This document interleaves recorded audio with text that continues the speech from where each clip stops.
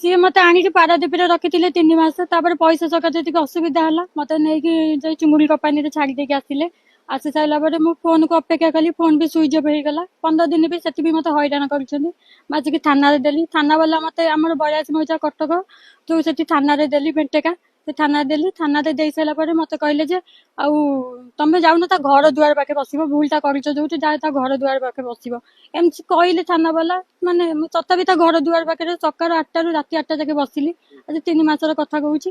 ବସି ସାରିଲା ପରେ ଥାନା ବାଲା ଗଲେ, ପୁଣି ଥରେ ରାତି 11ଟାରେ ଗଲେ, ନେଇକି ଆସିଲେ। ନେଇକି ଆସିଲା ପରେ ମୋ ବାପା ମା, ମୋ ଭାଇ, ମୋ ଶାଶୁ ଶ୍ୱଶୁର, ଦେଢଶୁର, ଯା ସମସ୍ତଙ୍କୁ ଡକେଇଲେ। ତାଙ୍କ ଭିତରେ କଣ କଥାବାର୍ତ୍ତା ହେଲେ।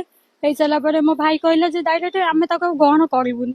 ମୋ ସ୍ୱାମୀ କହିଲା ଯେ ସେ ଯାହା ସହିତ ଯାଇଛି ସେ ତା ପାଖେ ରହିବ, ହେଲେ ମୁଁ ବି ତାକୁ ଆଉ ଗ୍ରହଣ କରିବିନି। ସେ ବି ନେକି ନାକିକି ଦେଇଦେଲେ। ଥାନା ବାଲା ମତେ ଆଉ କିଛି ପୁଅ ଘର କଥା ପଚାରିଲା କି ପୁଅ ଘରକୁ ଯିବା କି ଜୋର କରିବା କିଛି କହିପାଇଲେନି। ସେ ନେଇକି ମତେ ପୁଣି ଚୁଙ୍ଗୁଡି କମ୍ପାନୀରେ ଛାଡିଦେଲେ। ତାପରେ ସେଠି ଥଣ୍ଡା ବହୁତ ହେଲା, ଆଉ କମ୍ପାନୀ ଚାଲିଲାନି। ସେଠି ସାଙ୍ଗସାଥି ହେଇକି ଏଠିକି ଆସିଲି। ମଙ୍ଗୁଳି ପାଖରେ ଗିଲାସ କମ୍ପାନୀରେ ମୁଁ କାମ କରୁଛି।